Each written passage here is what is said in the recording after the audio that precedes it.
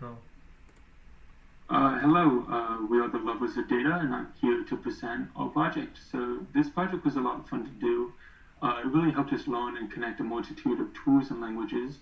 Overall, we incorporated data cleaning and dimension reduction, interactive data visualization, aggregation based on user input, classification using machine learning, data anonymization through jittering and omission of identifiable columns, and so much more. Using tools and technologies such as Python, React, Flask, ArcGIS REST API, and of course Git, we are very excited to show you what a website can do. So the primary goals of our website is to generate sound surrogates for use in research.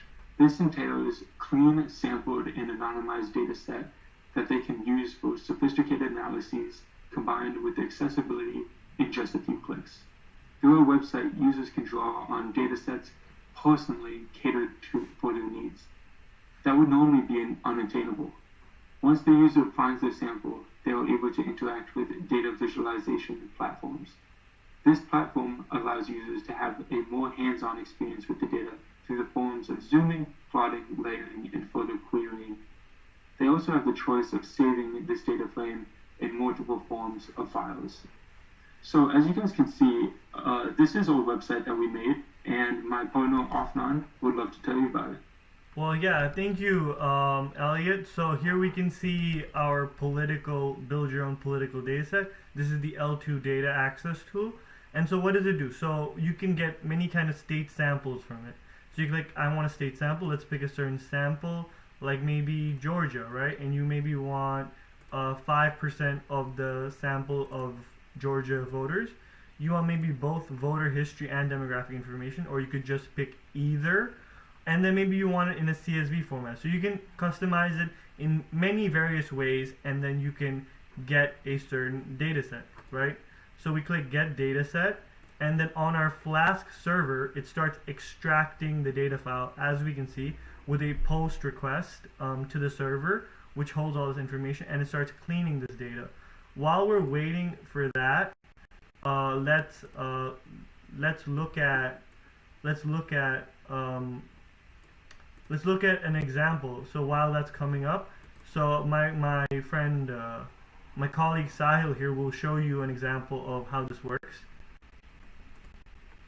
Thank you, Afnan. So, first, privacy protection is of utmost importance to us. Hence, we made a lot of effort to make sure that we do data anonymization right. So first, we went through all the columns in this data set, and we dropped all columns that could compromise someone's identity. So that would be name, address, and things like that. Also for address, when we had the latitude and longitude, we used jittering to mask that physical location. So you could still use that to have a good sense of what area this particular voter might be in, but you would not know his physical address.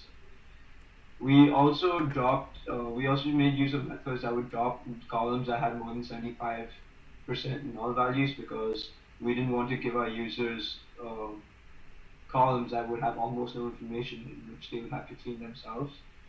Then we also use numeric.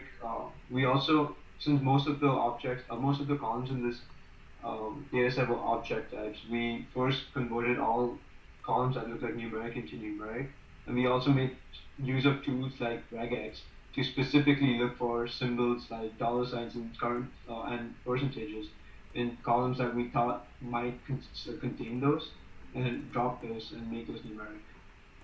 While we wanted to provide clean, sampled, anonymized, and workable data, we also wanted to give our users a holistic view of the data they're working with. So, for example, if the user chose to merge the demographic file and the voter history file, we would give them a data frame that would show them uh, the voting performance of individuals in each party. Another example would be if they just chose demographic, we would show them the demographic breakdown for each party in the sense of ethnicity, race, and gender and age. Now that the dataset has loaded it in, my friend Elliot will run you through our interactive data visualization platform. Right, absolutely. Um, Yeah, so as you can see, so originally, our other partner, Cecil, had a large part in developing this application, but he's currently unavailable to talk, so I will fill in. So yeah, from our front end user interface that Hofton talked about, we were able to send some requests over to really very aggregate and such that Sahil was talking about, and we were able to using the GIST or GIST REST API, we were able to upload a data frame into this, which Hofton is showing right now, and we were able to put this onto an interactive map. And so on this interactive map, we can look at more things such as data analysis and a bunch of other tools that are implemented. So this makes it very easy for the user to understand the data, do more with the data, and really visualize it. It has Zoom capabilities. We can layer more queries onto this. We can choose different mapping styles and just a whole lot of other ML and prediction methods. So we feel like this is a large part that really helps emphasize our user accessibility in this project. So Afnan will bring you guys back to show you guys how this actually works. Right, thank you, Elliot. So once again, back to this page. Where did this information come from? Well, obviously it came from the Flask, the React front end send the information to the Flask backend that we built. Here, you can see a lot of the data manipulation, data organizing, anonymization that we did to make it easy for a user to get like good clean data. Right here you can see we're doing a lot of data cleaning, and you can find all of this on GitHub. So, and then finally when it is done outputting file, it says check your folder. So if we go back to the folder, we see exactly what we had, which is Georgia. So this just got outputted, Georgia 5% VD sample. So we can see right here, this is the output that we got from the result. And so when we take a look, here it is, and that's our entire program, which makes it very easy for any user to get involved and build their own data set.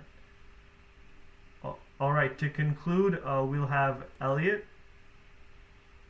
Yeah, so Sahil actually has another project to talk about. It was about implementing classification strategies for future work. Yes, thank you, Elliot. So as we're working with such a large data set, we saw that there was great scope for using machine learning to impute missing values and make predictions on factors such as age, gender, and whatnot. But while we have written these methods and they're included in a GitHub repository, we could not include it to our website because these are very resource-heavy features. But we still wanted to give our users the methods to be able to apply that to their program if they do have the resources to do so. So we will be making a separate video, a bonus video, which would walk you through the machine learning algorithms we've written that would help prediction and also dimension reduction. But that would be separate in conjunction to this. Well, Yeah, so we would really like to thank you guys for joining in with us and to learn more about our project. thank you. We are lovers of data. I'm Afnan, I'm I'm Sahil. Elliot. and we are lovers of data. Thank you for watching. Have a good one. Bye. Like and subscribe.